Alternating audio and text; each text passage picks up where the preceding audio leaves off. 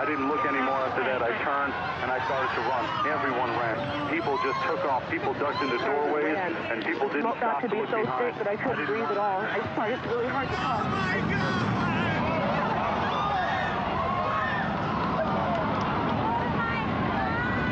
They're both down now. It's just a huge cloud of smoke.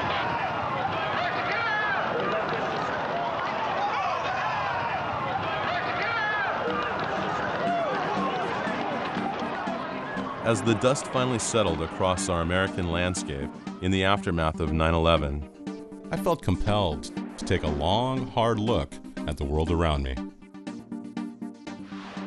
Questions and uncertainty seemed to emanate from all aspects of society.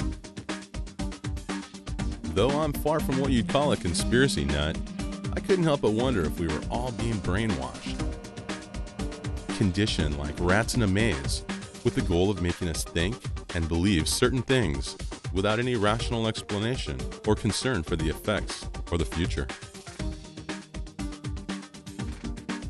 Having worked in and studied advertising for many years, I was aware of the numerous allegations regarding subliminal messages used by marketing and PR firms. And while fascinating, for me the subject matter generally got placed in the category of urban legend. But one of Webster's definitions of the word subliminal is existing or functioning below the threshold of consciousness. And then it occurred to me, isn't that the way a lot of the media, politics, and pop culture operates? Below our level of awareness? So could it be possible that subliminal techniques were actually targeting our subconscious minds to get us to do what they wanted? After all, the media itself had popularized this very notion, not only on the network news from time to time. Subliminal. A subliminal message. Subliminal messages, the power of mind control. But by hyping and trivializing the topic in feature films, TV shows, and commercials like these. Hey, have you heard about the crazy new way to send a message today? It's flashed on a screen, too quick to see, but still you get it subliminally. Ladies and gentlemen, the 59 Chevy. See it? Isn't it beautiful? You used a subliminal cut. Oh, quite a few subliminal cuts from some photos I made.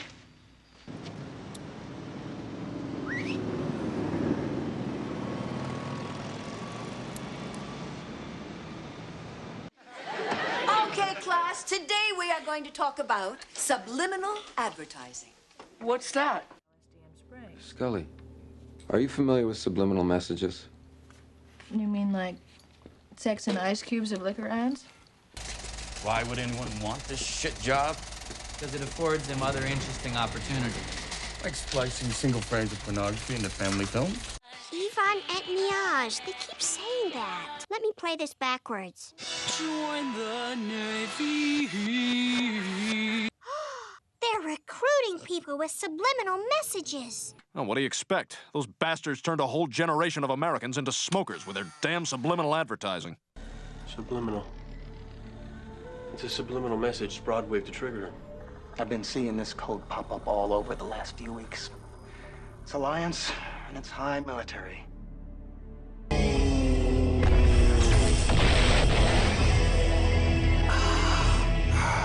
Subliminal advertising complete. See what I mean? The topic of subliminals came up again and again. But could such techniques really be contributing to a variety of social, political, and economic problems currently present in our culture, such as obesity, anorexia, and other eating disorders? The ongoing war on terror. And what about the ever-increasing amounts of debt that has tightened its grip on a growing percentage of the population?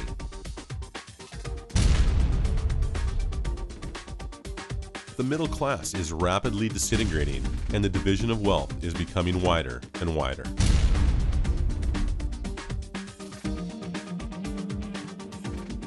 Nevertheless, even leading up to the current economic recession, our rates of consumption have not slackened.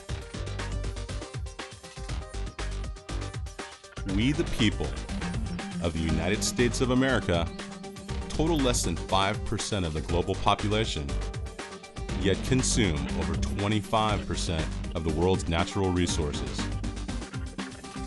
Is it possible that subliminal messages and other subconscious techniques have actually been programming the nation? I decided to find out for myself. Now you be the judge.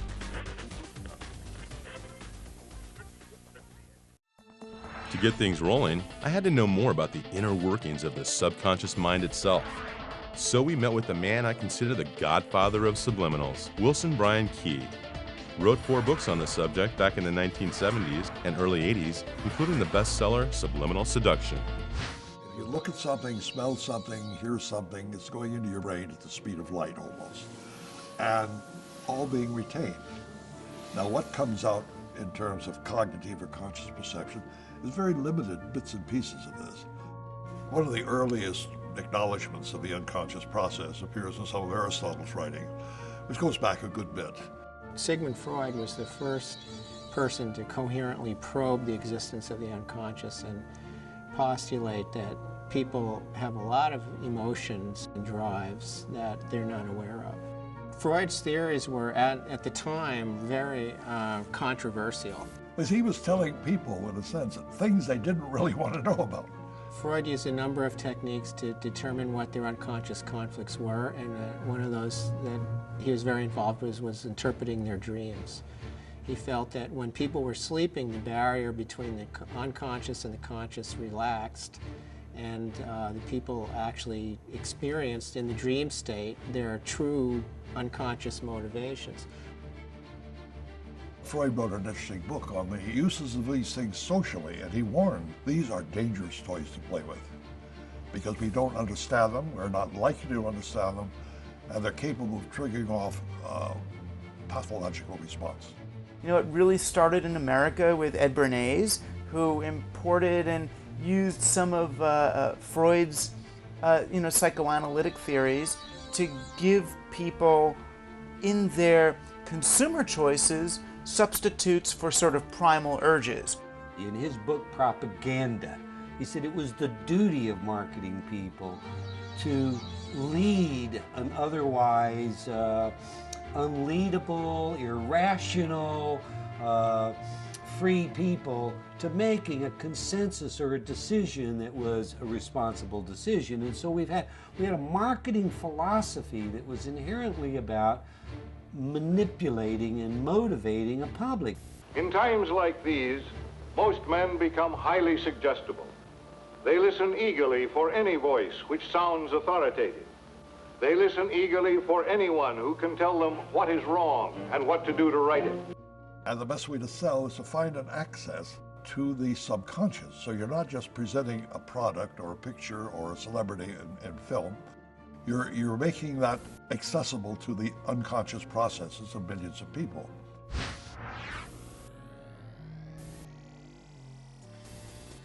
Most of America learned about the concept of subliminal advertising in 1957.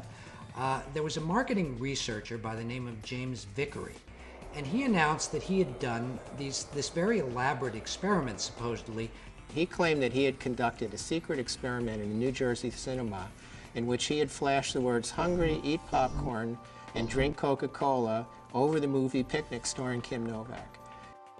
And they weren't even single frame ads. They were much faster than that because he was using something called a tachistoscope. The high-speed tachistoscope. This is a projector that flashes about 1/50th of a second, though you can change that speed.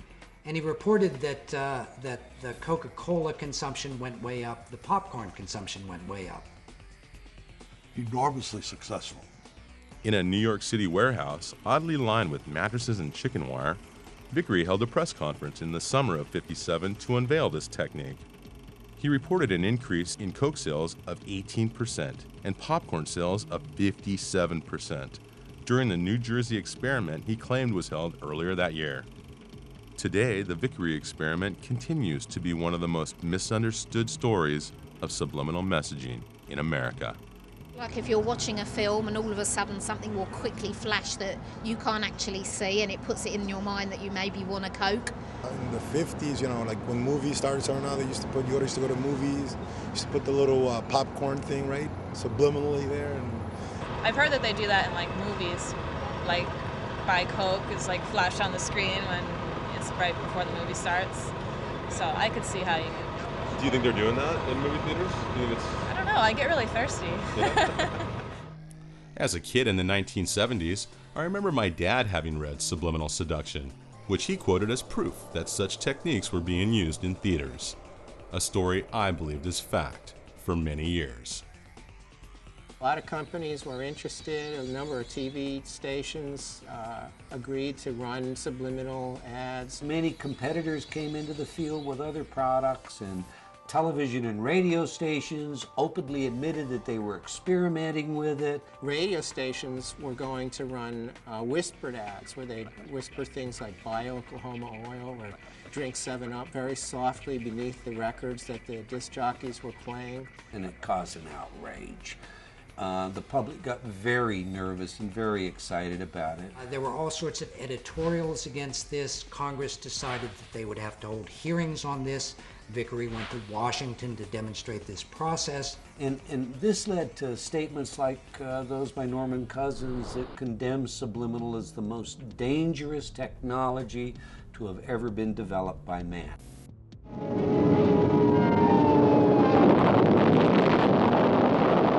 Networks rather quickly decided that it was in their interest to prevent Congress from acting, so they formed this National Association of Broadcasters, and they all agreed that they would not allow subliminal advertising.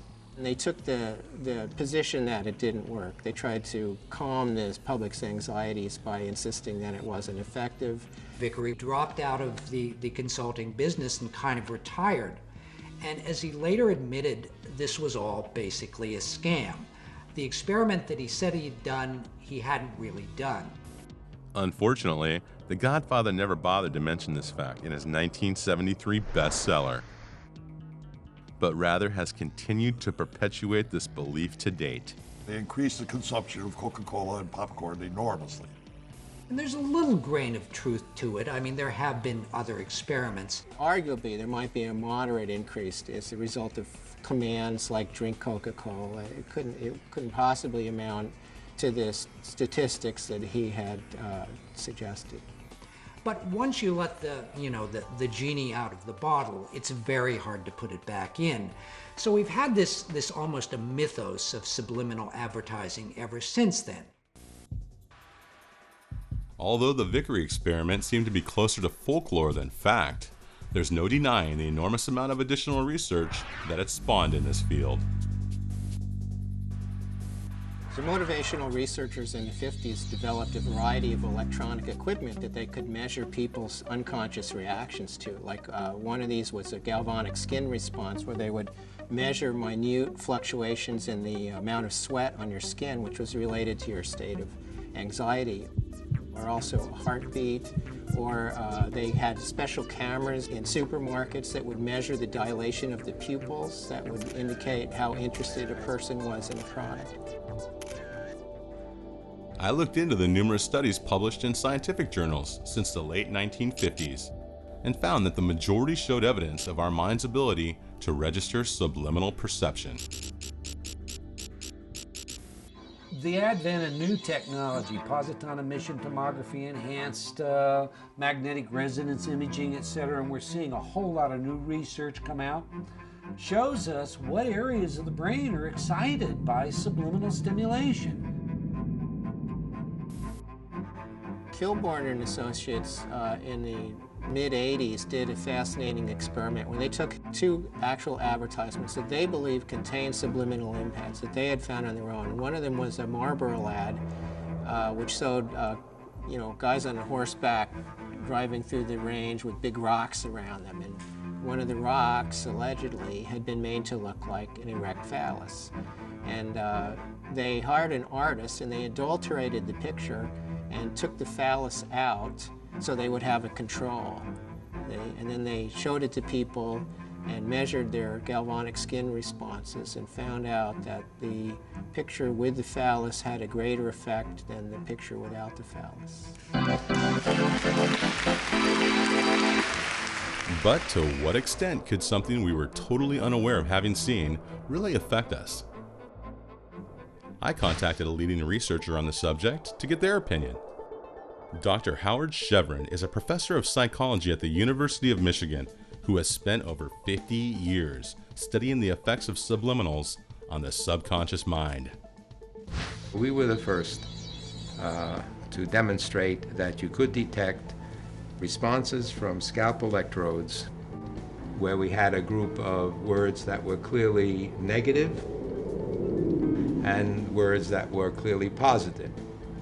And the words are sort of mixed up together, and they're presented at 1,000th of a second. So I wanted that to be no nonsense, no question about whether people were aware. At 1,000th of a second, you ain't seen nothing. And the basic finding was that the negative words, when they were presented subliminally, would have a bigger voltage of brain response than did the positive words.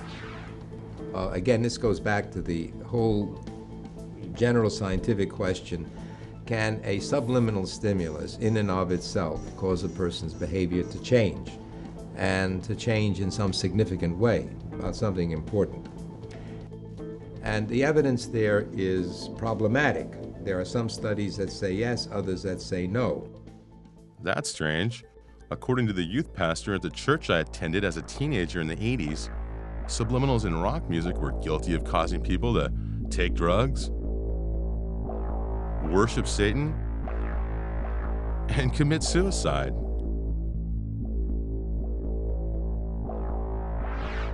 And it all allegedly started with the Beatles. So I headed for the Big Apple to speak with senior editor David Frick, who's been at Rolling Stone magazine for over 25 years. For one thing, they were the biggest group in the world. They had carte blanche at the EMI studios at Abbey Road, and therefore they could pretty much do whatever they wanted. They were also unbelievably curious. In the summer of 1969, a bunch of college radio stations started this rumor that Paul McCartney had died and that for some strange reason the Beatles were keeping this secret. But it got a lot of people listening very carefully to these later Beatles albums. And that's where John Lennon had done all this experimentation. They had an opportunity to do things with music that even their peers frankly couldn't do because they didn't have the time and the money and the cachet. And the Beatles also were experimenting with drugs. At the heart of this was really a thing they found at the end of Strawberry Fields.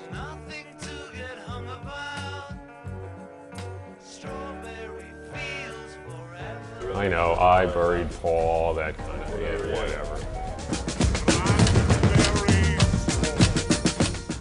Yes, that is manipulation. That is doctoring. But it's in the pursuit of art. It's in the pursuit of expression. Lennon later told Rolling Stone magazine that what he actually said there was cranberry sauce. So in the recording studio, I had them play this with various filters to make the more legible. And it really does sound like cranberry sauce.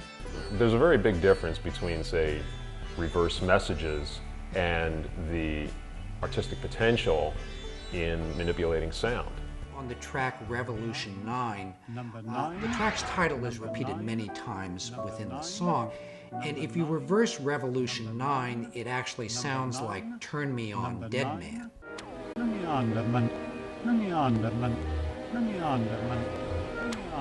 In order to write a lyric that will say one thing forwards and something else backwards, what kind of writer do you have to be? That's a genius beyond my comprehension. I can't imagine that anyone's that smart. You have to draw a distinction between what I call the engineered reversed messages and the ones that are purely coincidental. For instance, it's been found that if you say the words, Jesus loves you, record that and play it backwards, it sounds like we smell sausages. Really? Well, let's see if he's right.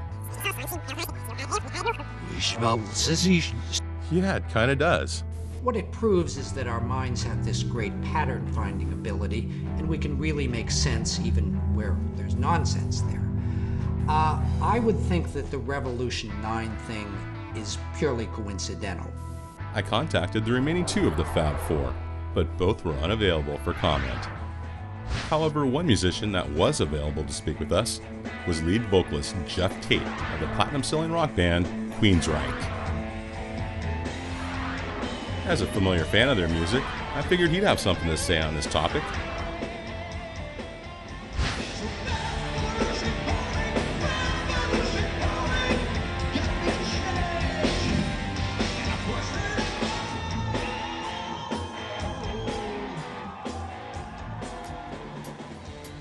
What we try to do with our music is to paint a picture, an audio picture, to best get across the message we're trying to convey with the lyrics.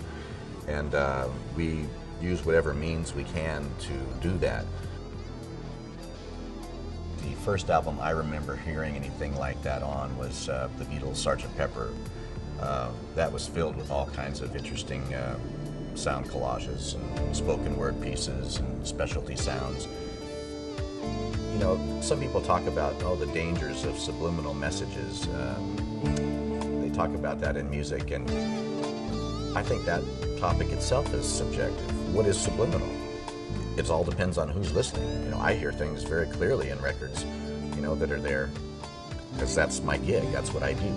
I listen to things very carefully. Other people might think something's subliminal because they've never heard it before. Well, they're just not focused on it. So I think it's all kind of debatable. We'd like to forewarn you to brace yourself, because what you are about to see is hardcore truth that much of the mainstream media would like to keep hidden from your eyes. Another person who seemed to know a lot about subliminals in music was Pastor Joe Schimmel of Fight the Good Fight Ministries.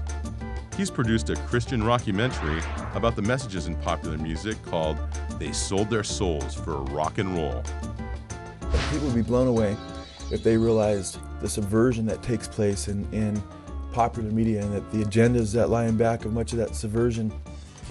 One group that he addresses as having contributed to this trend in music was Led Zeppelin, the biggest selling rock band in history. Here we see Robert Plant, while singing Stairway to Heaven, telling his fans that sometimes words have two meanings, as he signs with his hands that they are both forward and backwards. 'Cause sometimes words have two meanings. But basically, backwards, and over 25 words backwards straight, it says, here's my sweet Satan. I want to live it backwards like the Zepp, whose power is Satan, and he will give you 666. Rock recording engineer Andy Johns agreed to meet with us to set the record straight on this issue. He's worked with some of the most famous bands in history and engineered Led Zeppelin 2, 3, 4, and part of Physical Graffiti. I was sitting in a room when I was producing Cinderella in about 1987. This child who was on methadone started questioning me on this backward masking. It's crap. This satanic phenomena goes far beyond the scope of human ingenuity and is demonically inspired. Bob Garcia of A&M Records stated, quote, "It must be the devil because nobody here knows how to do it." Well, there's no point to that anyway. And you can make anything up you want if you wish. So I believe personally, deep down, they know what's going on, and they were seducing their fans into, hey, you know, the whole power trip. Backwards masking is rubbish. It never happened. We never did it. And that's just a fact. I was there. There's so much evidence out there, but it's under the surface at first, and I think when people begin to see it, hopefully they care enough about truth more so than experience. While the jury was still out on this, I figured one way to reach my own verdict was to conduct a mini experiment with a small group of high school students who were unfamiliar with the alleged satanic messages found in this portion of Zeppelin's Stairway to Heaven, which you now hear. We divided them into 3 groups and had them all listen to the same small section of the song, both forward and backwards. For the first group, we displayed the satanic messages which Schimmel and others have claimed were present when played in reverse.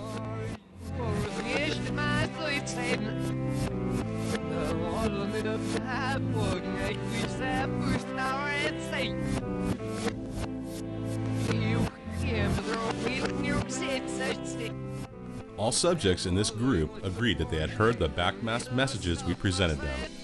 If you listen, they're there. Yeah, I heard them all. That's crazy. But it was definitely put there on purpose and maybe just for certain people to hear it. For the second group, we displayed lyrics I made up on my own, based on sort of what I thought it sounded like when played backwards.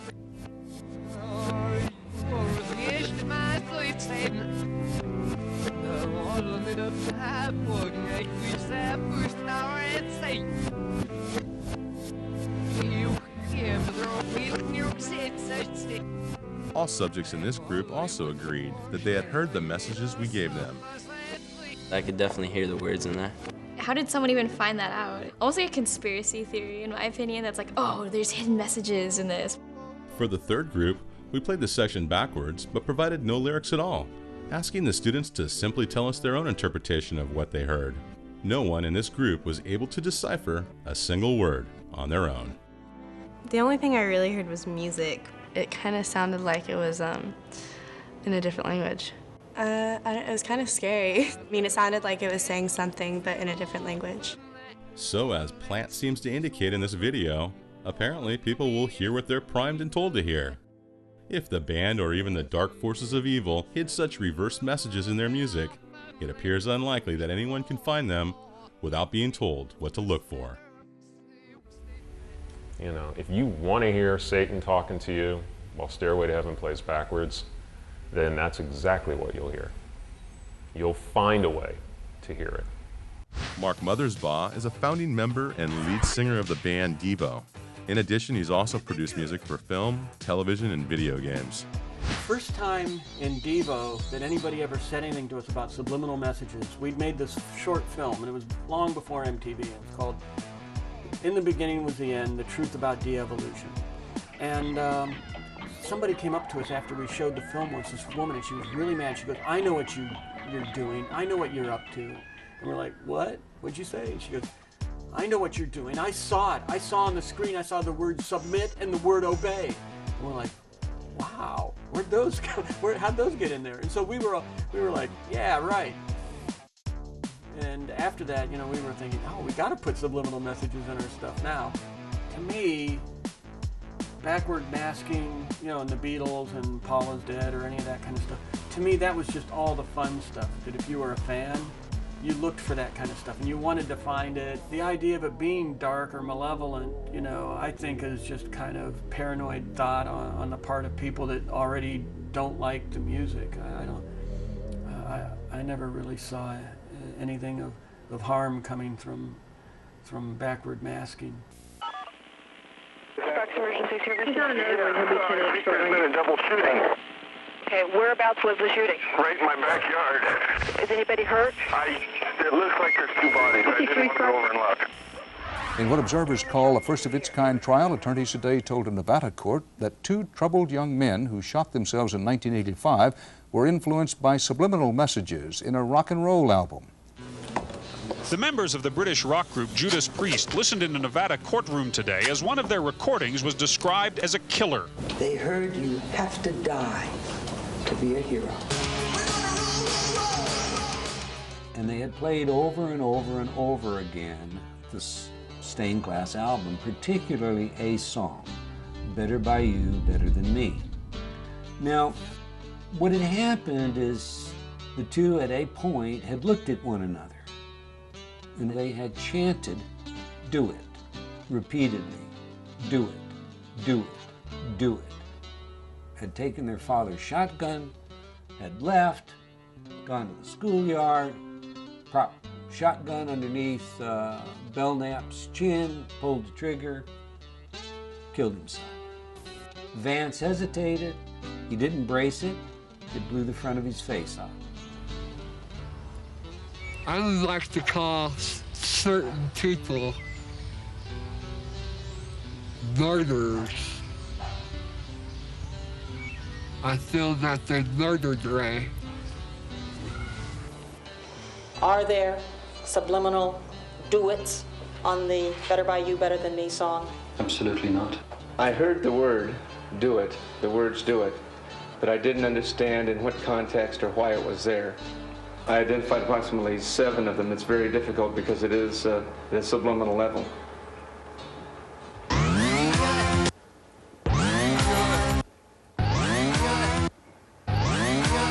The group, Judas Priest, admitted that they had used subliminal messages on other recordings, just not this one. It is the claim of subliminal messages that propelled this case to trial. Similar lawsuits claiming rock music caused damage have been thrown out of court because lyrics are protected as free expression under the First Amendment. But the judge in this case says subliminal messages are not protected as free speech. What is really on trial here is the whole concept of subliminal persuasion. The courtroom is no place for reveries about the unknown capacities of the human mind.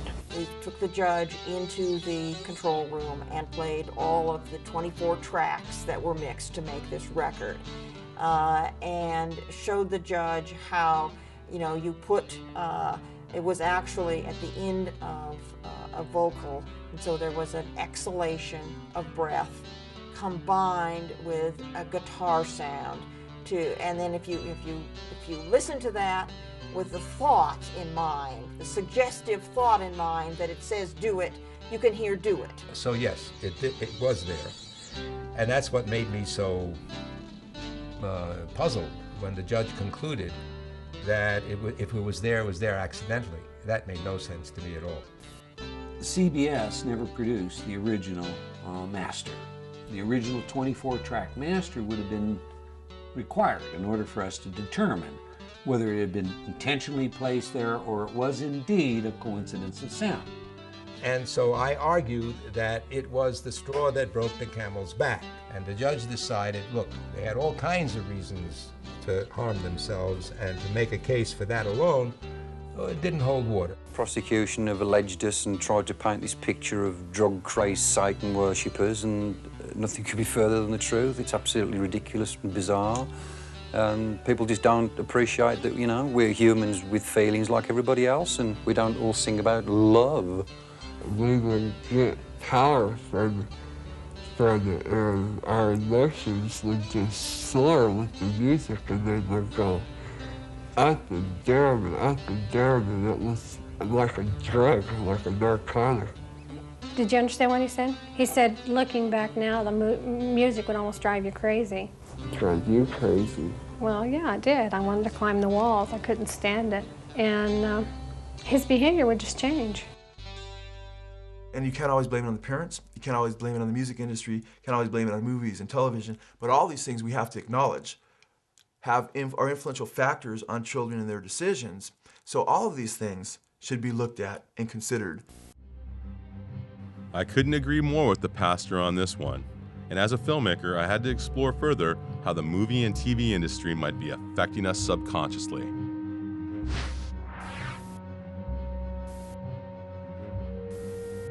Hitchcock was really intrigued by this whole idea of subliminal effects in movies. In fact, the first time he used it was in a film called Spellbound, which was a black and white movie, but it had one frame that was in color. And it occurs when a character is actually turning a gun on himself to commit suicide. And then when he pulls the trigger, there's a single frame of red. What he had to do was to pay an artist to basically hand tint that one frame in every print of Spellbound. So he obviously took this pretty seriously. Hilton A. Green was assistant director to Alfred Hitchcock from 1956 until he retired, and contributed to such classics as Alfred Hitchcock Presents and Psycho. Oh, I saw him in the editing room where he would cut right down to the frame, just frame by frame where he'd want his cuts. So he took a great deal of time with the editor in what he wanted. When he came to do Psycho, he did something even more elaborate. Towards the end of the film, there's a very slow dissolve to a shot of the police pulling Janet Leigh's car out of the swamp. Well, during that dissolve, Hitchcock superimposes this kind of skull-like face on Tony Perkins' face. So it creates a rather ghoulish effect. And obviously Hitchcock thought that this increased the emotional punch of this particular part of the movie. It's been asserted that Hitchcock may have also added flash frames of words, such as blood, knife, and murder, into the original theatrical version of Psycho to heighten suspense and fear.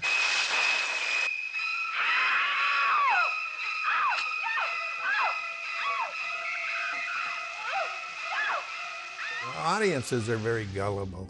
I just feel that you can lead an audience like Hitchcock would do, and I think you could do it with subliminal. It would be very effective. If murder and knife and that sort of thing was intentionally put in, it was done, I wasn't around, it was done when he worked with the writer. Christopher Coppola is a writer, producer, and director who also apprenticed under his grandfather, composer Carmine Coppola, on the film Apocalypse Now. Walter Merchant and Richard Beggs, with some of the electronics in Apocalypse Now, they were always mixing real sounds underneath sounds that weren't associated with the object to make you feel a certain way, or anything that would heighten a certain fear during the warfare. On top of that desire to be very, very accurate was this desire to go very deep psychologically. I mean, there were any number of tricks or things that happened in the soundtrack of that movie. During the helicopter attack on the village, a wooden trestle bridge is destroyed, and so these wooden timbers their explosions. Also mixed in with that were the sound of bowling pins being struck with a bowling ball.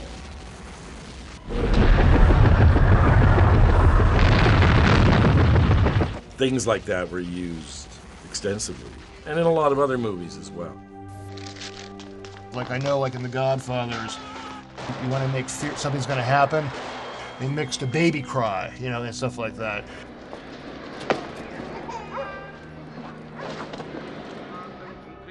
The baby crying is very, very important to pay attention to, because otherwise there's no future. That's why babies' cries are so irritating. You can't ignore it. Satan? I do renounce him. To me, that's creative, and that's tapping into this part of the brain.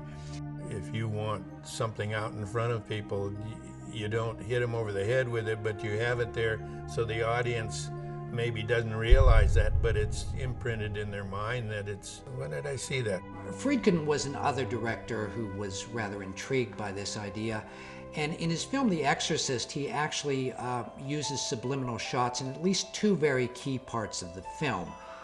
One of them is in a dream sequence, and the other is during the actual exorcism. To tramp underfoot serpents and scorpions, to confront this cruel demon. What you see are very brief two-frame shots of this kind of cadaverous face. And so like my brothers and I would always freeze frame on that one frame, and it's terrifying. You don't even want to look at it. So it does something to you, you know? So the question is, why are you doing that? In my mind, Exorcist was a groundbreaking film. It had never been done before. So he was really experimenting with the concept of being totally afraid and fear. Director David Fincher has applied similar techniques in some of his more recent films, including Seven, where he implants a very brief 2-frame shot in the thrilling conclusion to add a dramatic punch when the hero, played by Brad Pitt, learns that his wife has been murdered.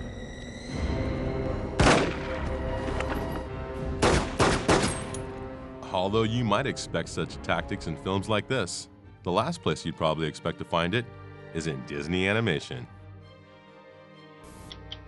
Last June, delegates to the Southern Baptist Convention's annual meeting voted to boycott Walt Disney. They are pushing a Christian bashing, family bashing, pro-homosexual agenda. There was the suggestion that a clergyman became sexually aroused while he was performing a marriage ceremony. The allegedly offending bulge goes by in less than a second. But if you were to slow down a few frames of this scene, you might think the preacher was indeed more than happy to see Ariel. There. Right there, right there, right there. What is it? It is clearly his knee. Everybody knows it's his knee. Not everybody. We ask for a transformation of Disney, or Disney will go down. And what about the numerous claims of hidden sexual imagery in other animated Disney films? Such as this phallic symbol in the background of the original movie poster from The Little Mermaid. The letters SEX, formed by flower petals in the night sky of this scene from the theatrical and VHS release of The Lion King.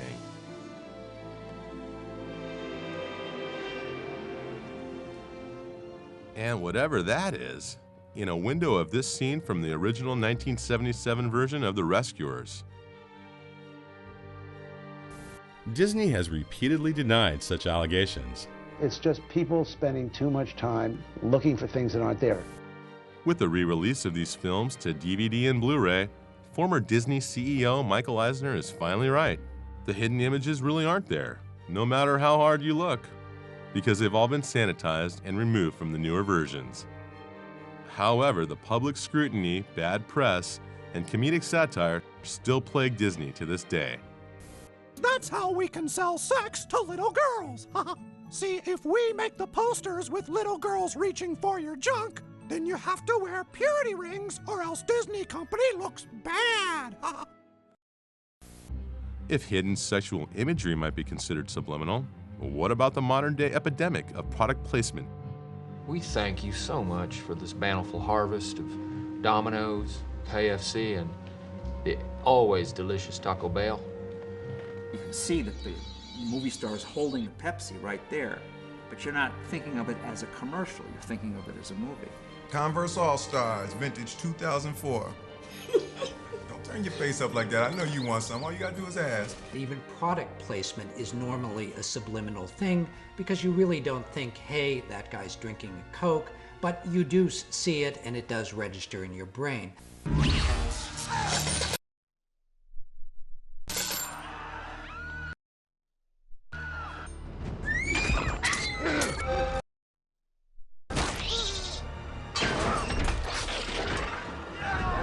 I think that's the best way to do it than hitting them over the head with a product right in their face.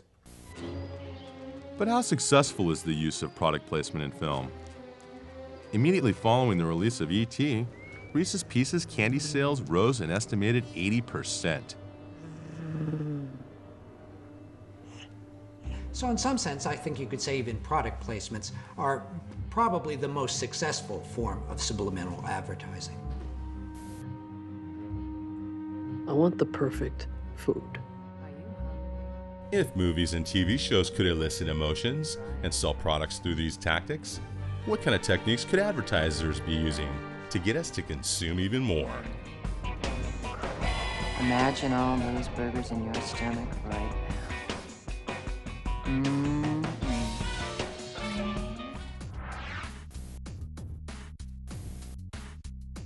Jerry Mander spent 15 years as an advertising executive during the 60s and 70s, including 5 as partner and president of a San Francisco ad agency.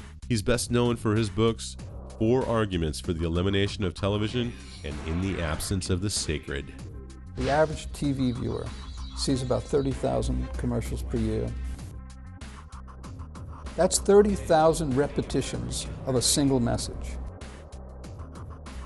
And the single message is, buy this, do this, it's going to make you feel better, you're going to like it. If you're not doing it, you're probably not very hip. This is going to solve a problem for you 30,000 times.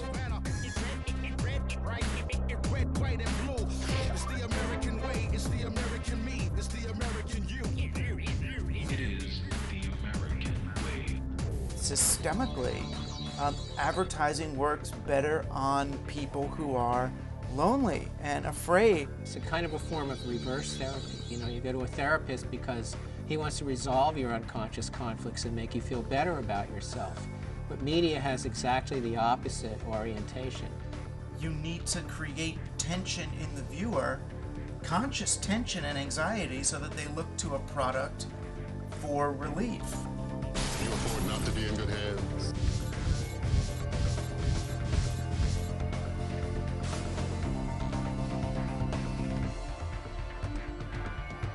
If people are happy, they're not going to buy stuff they don't need. There's been memos that have been circulated, you know, where insider advertising executives have said it's our job to make women feel bad about themselves. We really believe that this is the way a woman should look. This version of some guy's marketing plan that he's set up. They all look at that pretty ad. You know, I like the boobs I'm looking at while I'm up. They don't realize that they're being engineered. We can look at things like anorexia and bulimia, and say, as far as I'm concerned, you can look at that and say this is a media-driven event. Our families are being destroyed.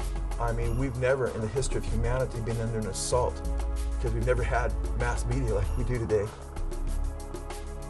With my previous experience as an advertising account sales executive, I felt a personal connection to these issues and wanted to know more. So who better to help me translate this language of mass media than MIT professor of linguistics, Noam Chomsky. As a world-renowned scholar, political activist, media critic, and author, he's written dozens of books, including Manufacturing Consent, Profit Over People, and Failed States. Is the purpose of the television ad to make you an informed consumer making a rational choice? Well, the purpose of the ad is to delude and deceive you with imagery. You'll be uninformed, you'll make an irrational choice. That's what business spends hundreds of billions of dollars a year on. And the last thing they want is markets. What they want is coercion and control. You know, when Goebbels developed a powerful propaganda system in Nazi Germany, they were explicitly borrowing, very explicit, from U.S. commercial propaganda, commercial advertising, to copy these techniques. You know, simple slogans repeated over and over again, appealing to the emotions, I mean, all those ideas which had been worked into practically a science. Anne Simonton was once a top fashion model and has appeared on the cover of Vogue, Glamour, and Sports Illustrated. Today, as founder of Media Watch, she's a leading authority on the effects of mass media.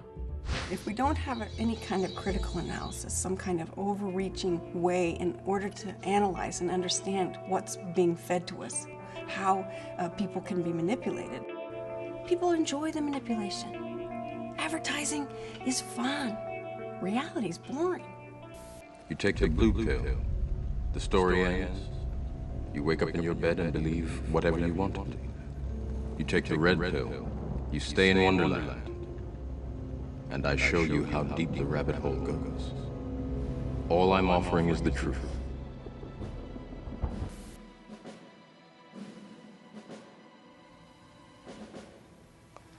Let's see,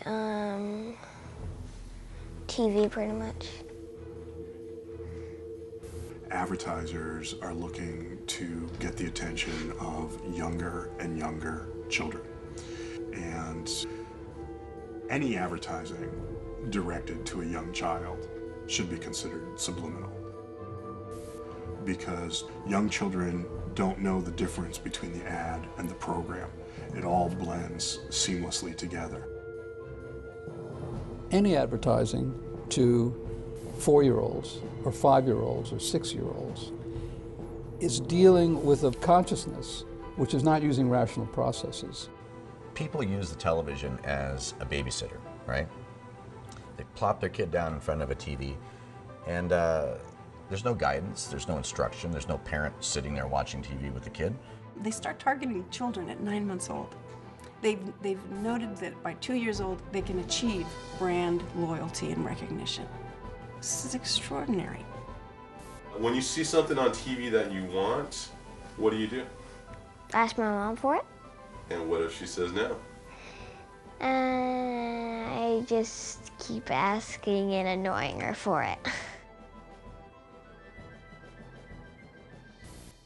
You know, every psychology student discusses, of course, the 4 fundamental drives, the 4 F's. There is fight, flight, feeding.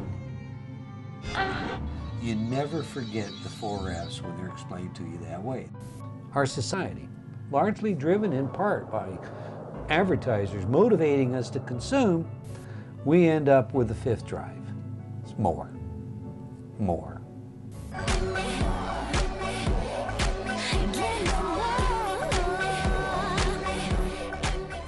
We systematically desensitize their threshold of arousal by increasing the amount of stimuli that we deliver that is sexual or violent or gross in nature.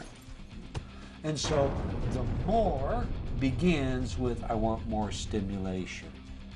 And then it continues through everything else, whether it's more food, more alcohol and drugs, more cars, more money, more power, more women, more.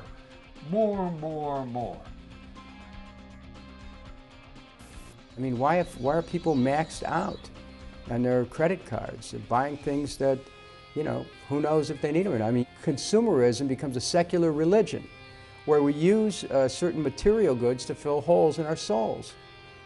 Any one of us can be trapped by this. I mean, I would ask anyone to look around their house at how many things that any of us have bought over the course of the last 10 years we don't use. Simply knowing what's going on is not going to protect you from the effect. You can know perfectly well that they put this gorgeous model in an ad to get you all excited about Coors beer. The fact is, it's still going to work. We're all consuming and acting and behaving precisely the way that they want us to. It's what the church does, it's what monarchs did, it's what advertisers do, and you know, and the game continues. Some are wondering if perhaps there was a subliminal ad, a flash of a commercial product seen on the show. But how deep does the game go? What are the rules? And is subliminal advertising really used to ensure that the house always wins?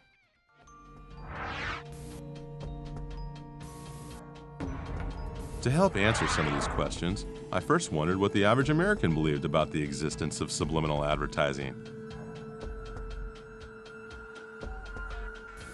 In the research that was conducted by the Roper organization, they found that 57% of Americans believe that subliminal advertising happens. I think there's so much in the air, there's so much a sense of sort of distrust in government, in powerful leadership, that I wouldn't be surprised to find that more people now believe that subliminal advertising is practiced than have in previous decades. So we went to the mecca of advertising, Times Square, to conduct our own mini survey and see if this was true. I'm sure it does. Can't say I've ever picked up on it myself. There's gotta be something, but I haven't really noticed that. Not as much. I don't think nowadays. I think it's pretty straightforward. Well, I think there's certain advertising companies, that for whatever, trying to market an item, just subliminally, they'll throw something in and then you don't even think about it. Definitely, definitely, yeah. When I watch television for a couple hours, suddenly I'm very hungry. And I do realize that it's from the advertising or the subliminal messages. You mean like the Camel cigarettes? There you go. The image on the Camel? I mean, I'm sure that exists, absolutely. I'm sure it exists. I don't really know much about the technology, but I'm sure it does. I know it's supposed to be illegal, but I know it exists though. Yeah, you heard it was illegal? Yeah. Okay. My best example of subliminal messaging would be like when you watch a movie and all of a sudden you see everybody's drinking Pepsi. I don't know. I don't know. I think that the colors are subliminal. Like, no one really realizes that most things are a certain color for a reason. Well, I do believe that advertising agencies use subliminals in their advertising. A significantly higher percentage of those we spoke with did believe that subliminal advertising existed today. But where was the proof? And could it really be used to sway a person's feelings and decisions toward a certain product? I tried to remain open-minded as we returned to the experts for an explanation. To be effective, a subliminal message has to either stimulate an unconscious anxiety or satisfy an unconscious fantasy. You discover very quickly that the human brain is extremely sensitized to things that deal with the beginning of life, reproduction, sex, as we vulgarize it, and the end of life, death. Now, if you can plant something in there that's strongly motivating, sex and death, the unconscious will remember that for a long time. We don't know for how long. According to Key, examples of this type of subliminal embedding date back much further than we're aware. However, not everyone we spoke with agreed on this. Most people can see what they want to see in almost anything. And there's an author who's it's a sad and paranoid guy who sees sexual imagery and ice cubes and everywhere he looks. Is there any way you could call that something else? I mean, it's not a telescope, it's not a Leaning Tower of Pizza, it's a penis. The problem is we hide this stuff from ourselves. We don't want to deal with it. And once you come to terms with this, it turns the whole world upside down. If the medieval artists can do it, why not Chicken McNuggets? I must admit that I too started questioning the Godfather's credibility when he claimed that SEX was embedded all over and even baked onto the Ritz cracker itself. The SEXs are all over the cracker. Makes them taste better. I love Ritz crackers. The fact that he made some allegations that are not credible doesn't mean that the substance of what he had to say wasn't, logical and totally persuasive. I decided to give Key the benefit of the doubt and hear him out on some of his other examples. This ad appeared on the back cover of Playboy, of Time. The ad was used for about 3 years. How could this stuff ever sell Johnny Walker Scotch? They didn't put any scotch in the glass. The glass is empty. Now, if you look at the ice cube that's on the table, the right side of that ice cube, you see an interesting looking face, or a grotesque, almost surrealistic mask. Isn't that an interesting figure to put in an ad? It's a monster with encircling arms and a skull-like face.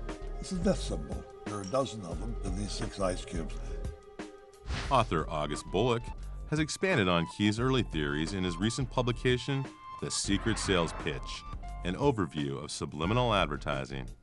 The predominant trend in modern subliminal advertising seems to be sexual assault or sexual violence.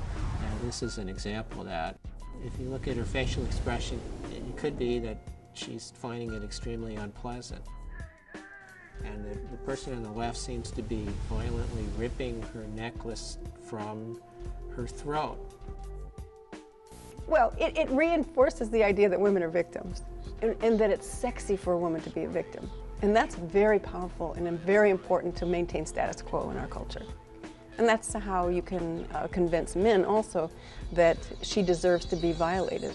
She wants to be hurt. She's, look at her. This Benson and Hedges ad first appeared on the back cover of Time magazine and also in We magazine. On a conscious level, the ad is promising sexual excitement, but at an unconscious level, it's stimulating sexual anxiety.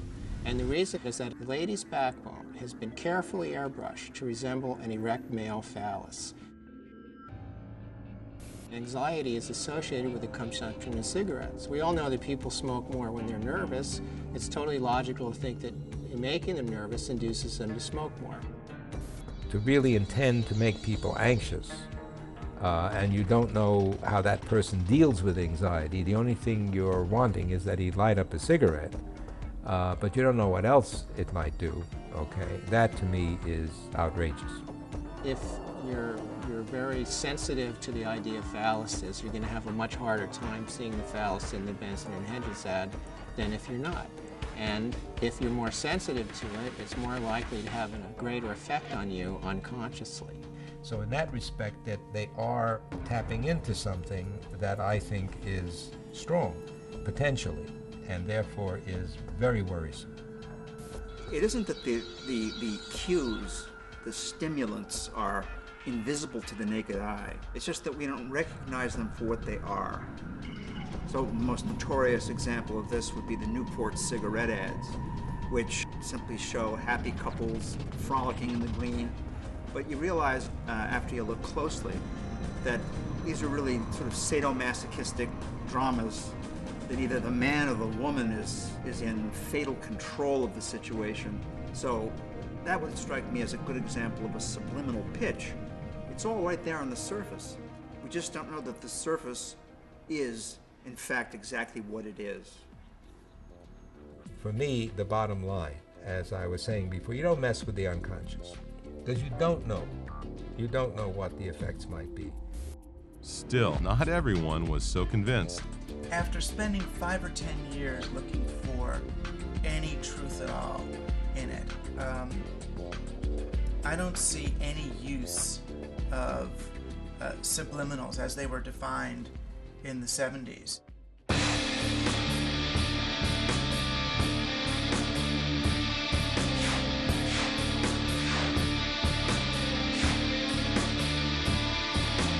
Why waste your time wondering what's wrong, wondering what's right in front of your eyes, or what makes you sick? Don't waste your time wondering what makes me tick. Invisible truth, invisible lies, invisible man behind the curtain. Why waste your time questioning shit? You know it, but you can't be certain.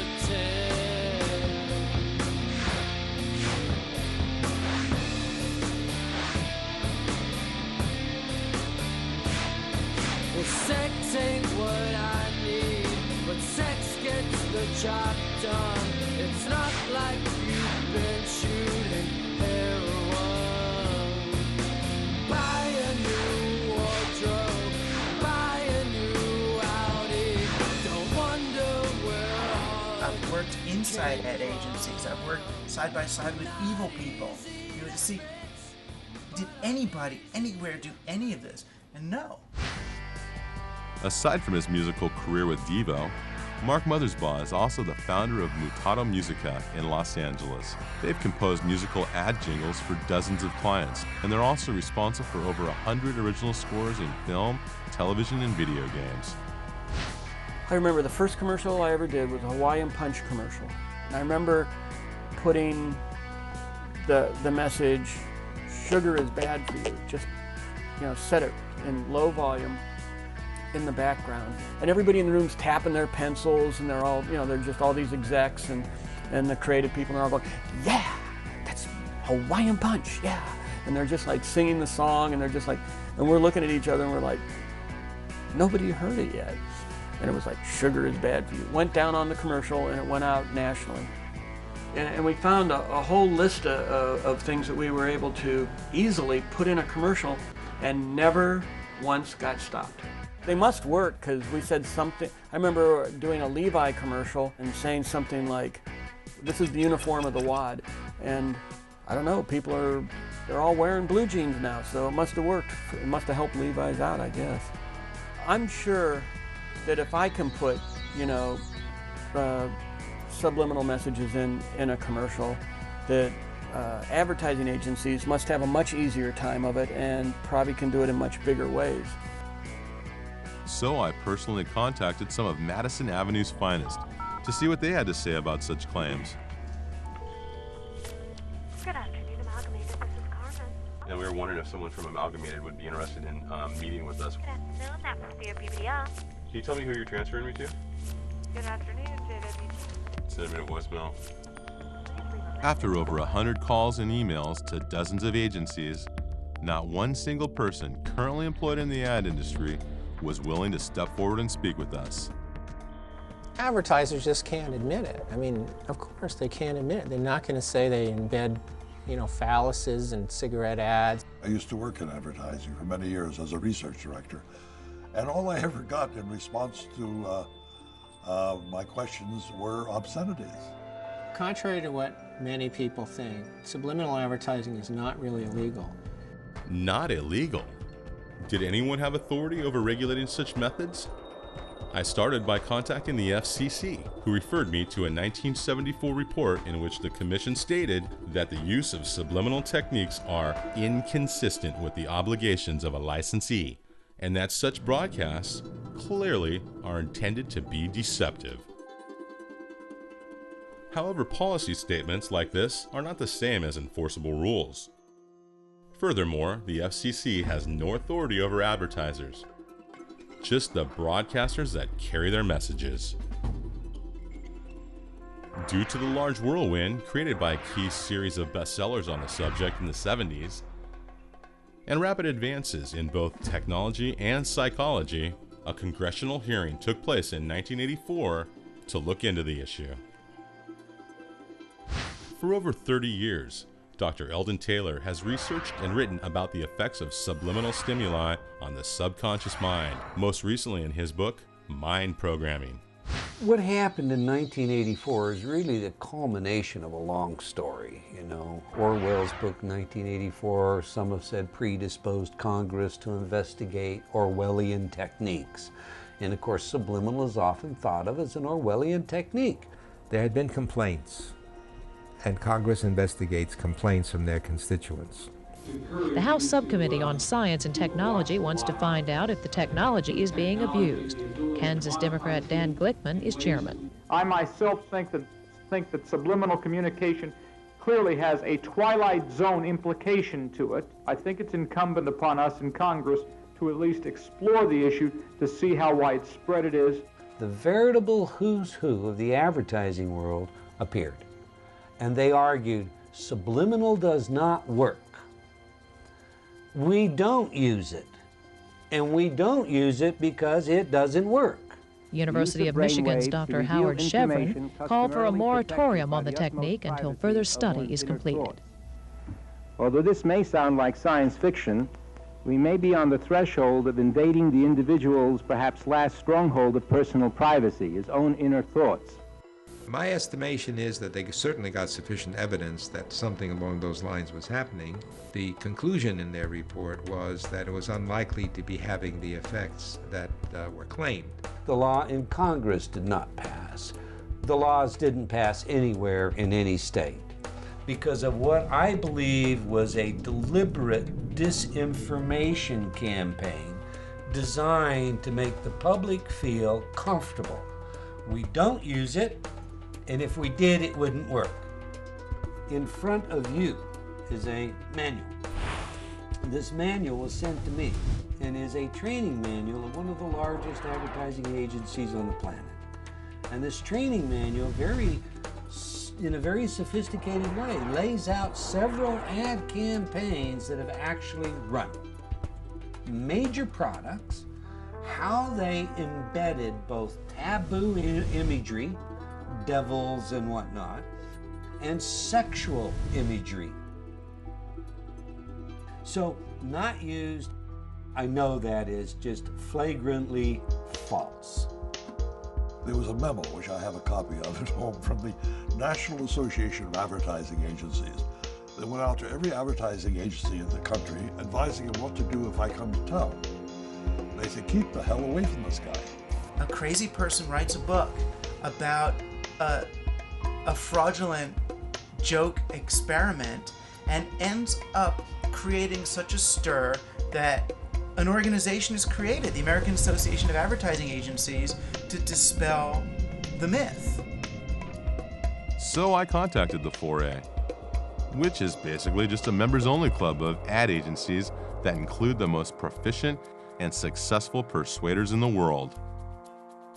I was referred to Vice President of Public Affairs, Kip Chang, and requested an interview to find out about their current stance on subliminal advertising. Unfortunately, after numerous email requests, he refused to meet with me. So, during one of our trips to New York City, we dropped by the Chrysler Building to see if I might be able to persuade him. I'm here to see Kip Chang. From what company? 4A. Surprisingly, Mr. Chang gave me and my cameraman all passes to come up to the 4A lobby. Finally, it looked like we were going to speak with someone from the ad industry. But when we got there... You can't shoot in this building. The fact that you won't meet with me. You know, Blue eyes out. I will talk to you. Okay. After kicking my crew out, he took me into his office and lectured me for about 10 minutes on why it was wrong to do such a documentary. He also explained that he could help me if he wanted, but that he wasn't going to. To this day, I still don't understand why Mr. Chang let us up there in the first place. I also couldn't help but wonder if there was something he was trying to hide. You're talking about people from cradle to grave being exposed to subliminal messages. It must be that some people, some borderline personalities are pushed over the edge and led to commit horrible crimes because of the influence of advertising. There is loose in their test people like me today whose dangerous impulses are being fueled day in and day out by violence in the media in its various forms, particularly sexualized violence.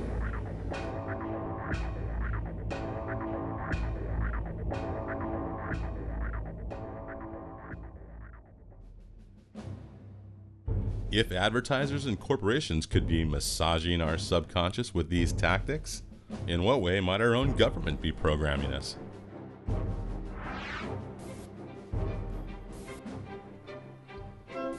In the 2000 presidential campaign, George Bush ran an attack ad against his opponent, Al Gore. The Bush prescription plan, seniors choose. And at the end of the ad, it said, bureaucrats decide. And for a brief second, for about a 30th of a second, the letters RATS got very large. When this came out, it was a very big deal for at least 1.5 news cycles. Well, some people in the advertising industry say they believe the inclusion of the word rats was intentional, even if it was not designed to send a subliminal or subconscious message. Now, that is not an accident. Will Robinson is a Democratic media consultant not associated with the Gore campaign. He finds it implausible that no one noticed the word rats when the ad was in production. Someone made a decision to put that word up on screen and make it part of the spot. And they worked hard to make sure it was that way. The Bush campaign, of course, has denied this. They say that it was an accident. Just ask the man who made the so-called rats ad, Republican consultant Alex Castellanos. Let me see if I can say this more clearly for you. I didn't know it was there. It's a ridiculous thing. There is no secret rat strategy to win an election that I'm aware of. You had both Gore and Lieberman decrying this use of subliminal advertising. I find it a very disappointing development. I've never seen anything quite like it. George Bush was forced to do his best to disassociate himself from this entire thing, which he actually did very effectively. You know, the idea of putting subliminal messages in the ads, I don't think we need to be subliminal about the differences between our views. Subliminal messages. You talk about subliminal. So if the guy can't pronounce it, he couldn't have been behind it, I guess. The ad has run 4,400 times in 16 states, including big battlegrounds like Florida, Michigan, Ohio, and Pennsylvania. Did she say Florida? Remember what happened in that state during the 2000 election? The recount that's occurring in Florida is an automatic recount based on state law. It was not requested by the Gore campaign. until these guys on the Supreme Court halted the Florida recount. And tonight, for the sake of our unity as a people which and the led to strength of our this, democracy, I offer my concession.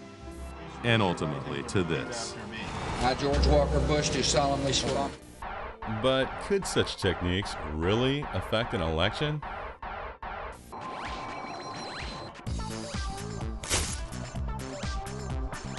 This week on Science Sensei. Remember subliminal advertising? Now, cognitive scientists at Hebrew University in Jerusalem have shown that some thoughts and behaviors can be affected subconsciously and subliminally by commonly used symbols. They asked Israeli volunteers to complete a computer-based survey about their opinions on core issues in the Israeli-Palestinian conflict. But for half of the volunteers, subliminal images of the Israeli flag were flashed throughout the question and answer session. The flashes were 16 milliseconds, faster than we can do here.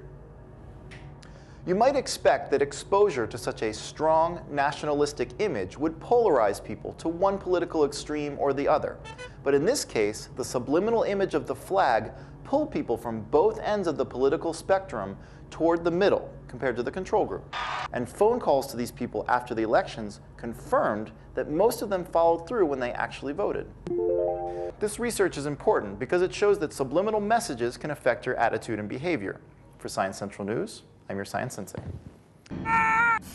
I'm Science Sensei, and I approve this message. After taking office in 2001, the Bush administration and numerous government offices and large corporations spent exorbitant amounts and hit record levels in their production of video news releases to push their agendas. I wondered if this kind of media manipulation might fall under an expanded definition of subliminal. A video news release, or a VNR, is created by a public relations agency, usually, in order to communicate a specific message on the behalf of a client, whether it's a politician, or a corporation, or a government office. Amy Goodman is host of Democracy Now!, a global, grassroots, independent daily news hour, broadcast on over 500 public radio and television stations in America and around the world. The use of video news releases has to be challenged at every level in this country, in VNRs as they're known. The government puts them out, corporations put them out. They'll have a fake reporter who's actually a public relations professional. And this story goes out to newsrooms around the country. So there are people watching a program that they think is news, but the actual news reports aren't news reports at all, but are paid advertisements that look like news reports. This is someone pushing a product, but it's presented as a fair and balanced report, which it, of course, isn't.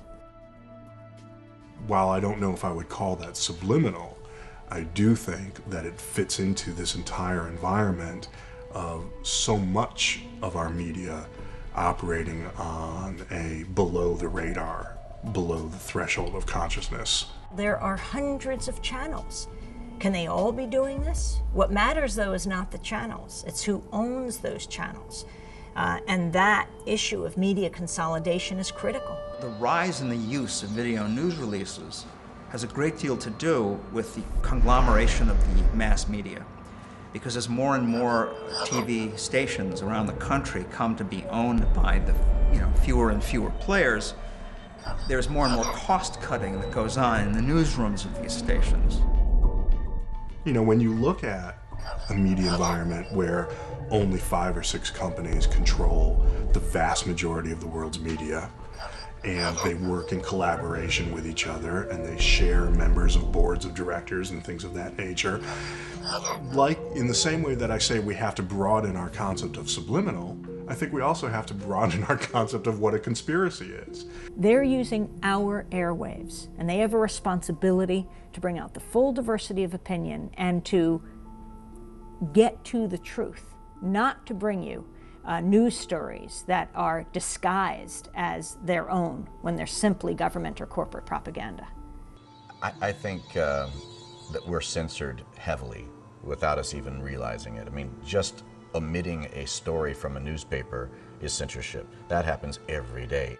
This is why media monopoly matters. You really can silence different views. You can silence dissent when a few media moguls own so much, when you have just a few framing who is right and who is wrong, who is evil and who is good.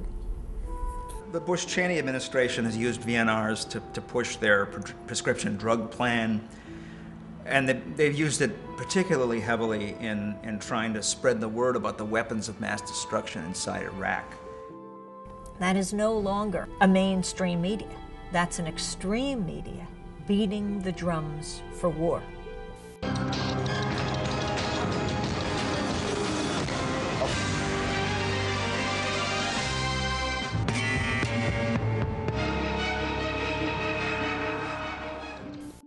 It was time to head to our nation's capital to speak with some government officials about this type of media manipulation. The campaign has been one of disinformation and misinformation. The war in Iraq was based on lies. That's generally accepted. It's interesting there's been no consequences.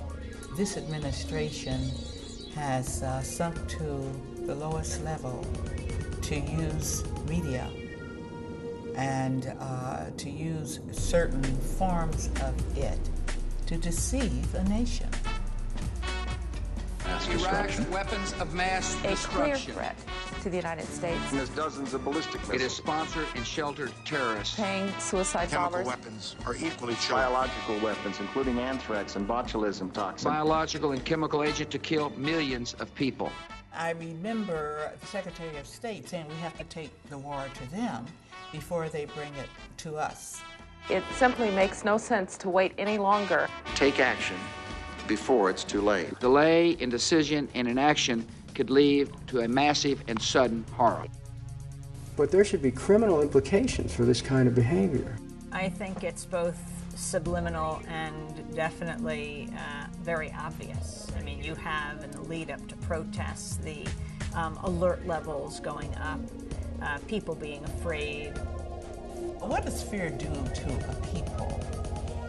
Number one, it blocks their thinking. And if you continue to drum away that we're in danger of being attacked all the time, then people do not broaden their thoughts.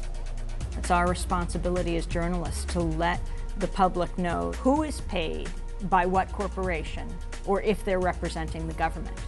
Otherwise, it's unforgivable. The media is our lens on the world, and it is absolutely critical we trust that media. Because ultimately, when people are terrorized, when people are targeted, when people are marginalized, that does not make any of us safer. Peace, not war, is our natural condition. Those who would bid us to war must be challenged.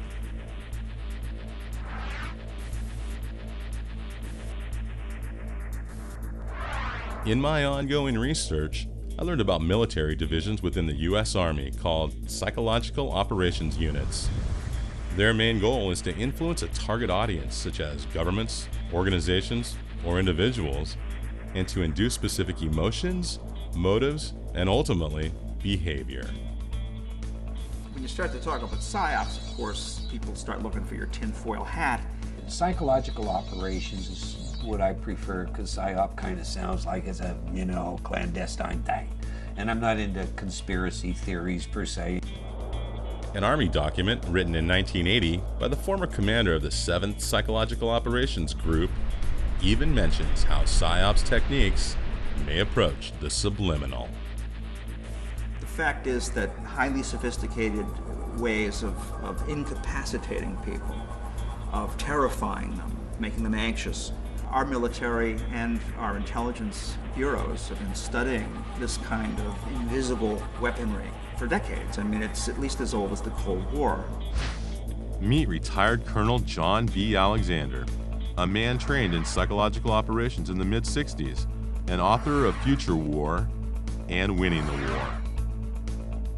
The main emphasis then is how do you crank out leaflets and things of that nature. Of course, technology has moved considerably since then.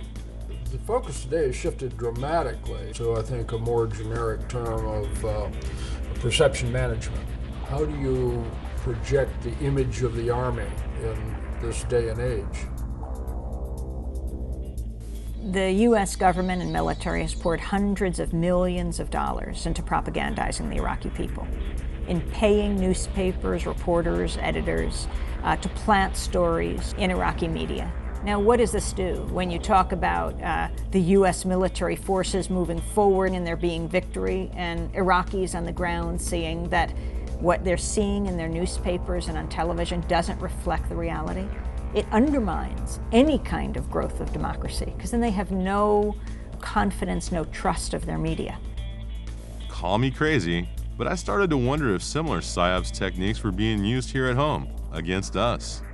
In this country, we have a law, the Smith-Mundt Act, against propagandizing our own population. It goes back to the Nazis in World War II, and we saw the dangers of that. It's all justified by saying, no, it's giving information to other countries. But Donald Rumsfeld has made it pretty clear that the success will be when it blows back. So you plant a story there, and it gets quoted back here. The war is really being waged at home, the war on truth. In today's day and age, as we know, information is global and instantaneous, so the ability to keep information out of American hands extremely difficult. My research also revealed the existence of classified and highly advanced military equipment that could potentially alter moods and modify behavior on a subconscious level. Another expert in this field is Dr. Nick Begich, Executive Director of the Lay Institute on Technology. He's written several books on the subject, including Controlling the Human Mind and Angels Don't Play This Harp. You know, the Gulf War was interesting, the first Gulf War in the early 90s when the whole war was taking place. We were asked often, are there new systems being used here? Because the way in which one of the largest armies in the world essentially gave up, I mean, it was like children in an elementary school on their first fire drill, running out of the bunkers and surrendering. And from my perspective, it looked like one of these technologies for influencing behavior had been applied, and it was the Scottish media after the war that reported on Project Solo.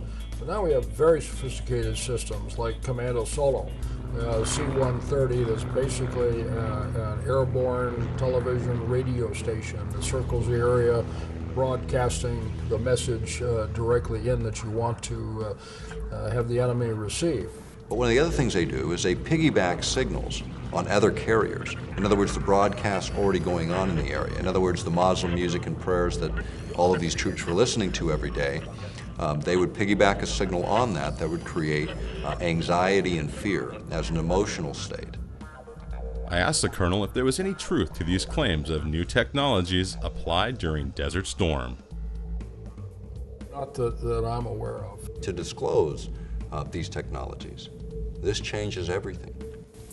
One of the finest articles on the subject is an article called The Mind Has No Firewalls. And if you look at it, it is a fine explanation of all of the various ways to carry a signal in that would influence human behavior at a distance. Whether you use TV, radio, electrical grids, the internet, all of these things can be effectively used and have been demonstrated.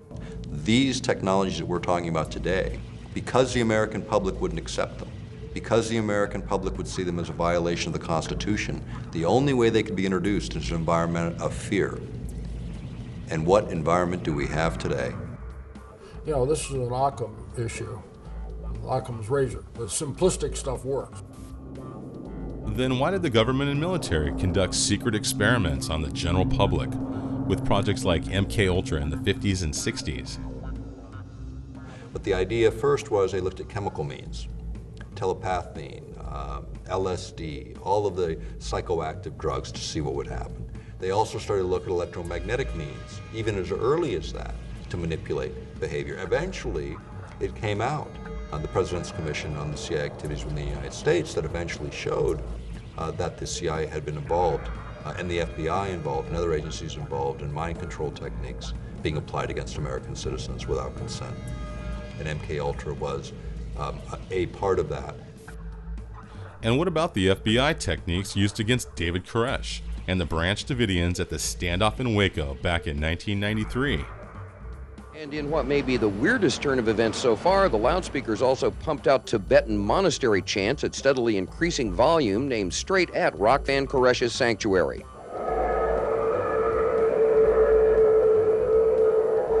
They were warned that this could heighten matters, and they decided to take the risk, and those loudspeakers that were on vehicles were actually also delivering other information.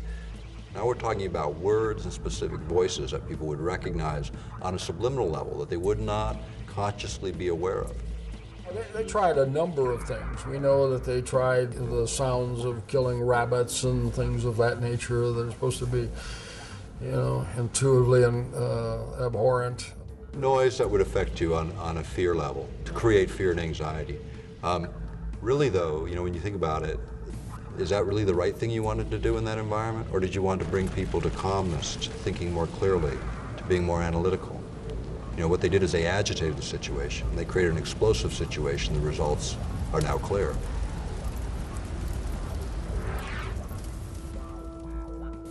The simplistic stuff works.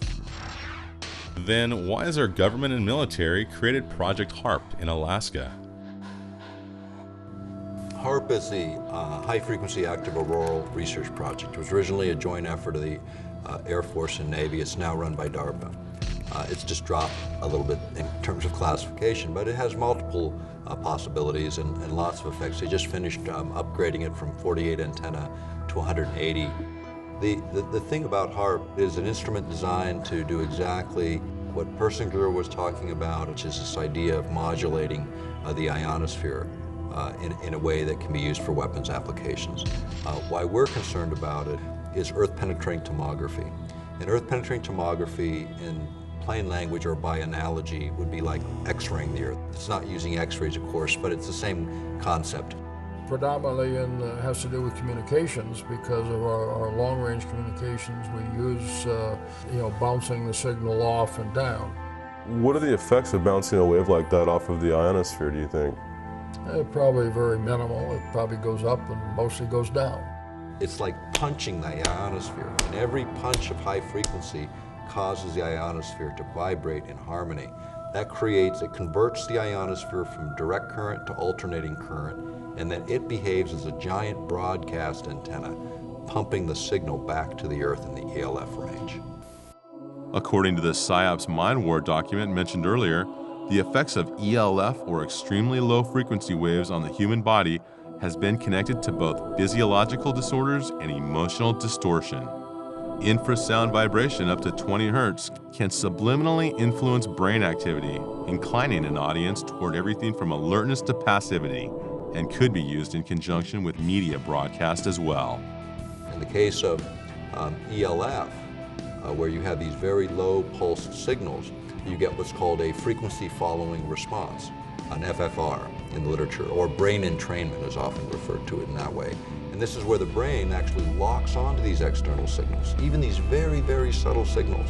It locks on and begins to mirror. And so the brain patterns fall into those patterns, which is a change in emotional state. In the conspiracy arena, they talk about a whole host of effects, up to and including turning people into zombies or whole societies into zombies and all that. Again, the evidence against that is we haven't got any societies of zombies. Our BopeTube is doing a pretty good job on that, by the way. Look at them. You know, when you talk about conspiratorialists, let's talk about the military and what their job is. Their job is to think of every horrible situation that could ever occur and then develop a plan around it. That's conspiracy theorist at the ultimate level, with billions and trillions of dollars to spend to figure it out.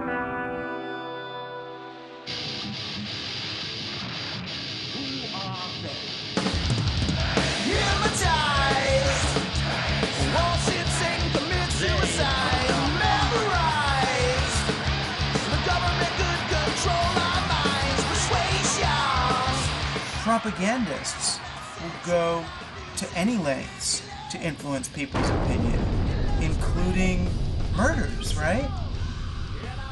I mean, whoever's responsible for 9/11, were they doing it to kill those 3,000 people, or were they doing it to influence the world?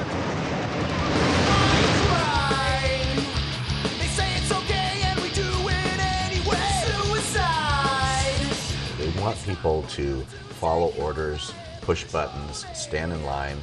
They're afraid to death of the rogue. mentality.